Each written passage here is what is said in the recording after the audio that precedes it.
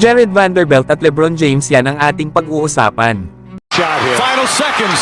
Bryant for the win. Bang! Naku, may bad news naman sa Los Angeles Lakers. Matapos nga na ibalita kahapon ng Lakers na negative naman ang X-ray na injury sa paa ni Vanderbilt, ay may bago namang lumabas na report na mawawala daw ito ng ilang linggo dahil sa right foot injury. Mag-a-undergo pa kasi ito mga idol ng mga test kung season-ending procedure na ba ang kailangan sa injury ni Vanderbilt. Kaya bad news talaga ito para sa Lakers na marami nga sa kanilang mga players sa ngayon ang may injuries. Katulad na lang nila Gabe Vincent na may knee injury at Cam Reddish na may ankle injury. Habang sila LeBron at Davis ay meron namang iniindang injury na wala nga sila sa last game ng Lakers laban sa Boston Celtics. Inaasahan naman na isa sa kanila ang maglalaro laban sa New York Knicks. Lalo at isang malakas na kupunan ito mula sa East na meron na nga silang 9-game winning streak. At pangatlo na sila sa standing sa Eastern Conference na may record na 32 wins at 17 losses. Partido pa mga idol, wala pang andyan si Julius Randle na merong shoulder injury. Kaya kinakailangan talaga manalo ng Lakers lalo at nasa alanganin sila para makapasok ng playoffs.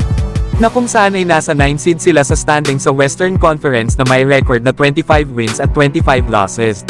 Kaya asahan natin mga idol na babalik na ang maalinman kana LeBron at Davis para tulungan ang Lakers na matalo ang New York Knicks.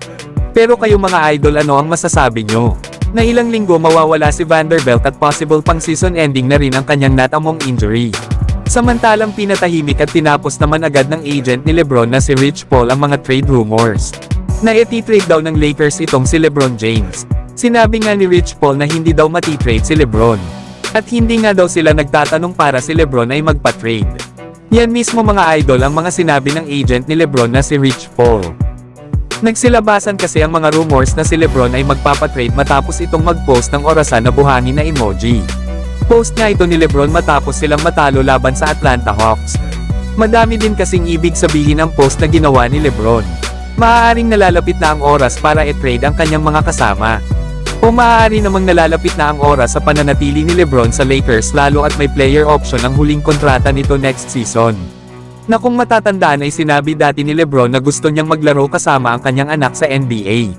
Kaya ibig sabihin na kung magpapadraft si Bronny James ngayong taon, ay malaki ang chance na umalis si LeBron ng Lakers para sumama sa anak niyang si Bronny kung saan man itong NBA team na mapupunta.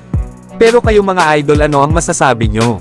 Na possible na huling season na ito ni LeBron sa Los Angeles Lakers na maglalaro. So hanggang dito na lang tayo mga idol. At huwag nyo naman kalimutan mag-subscribe bilang pagsuporta.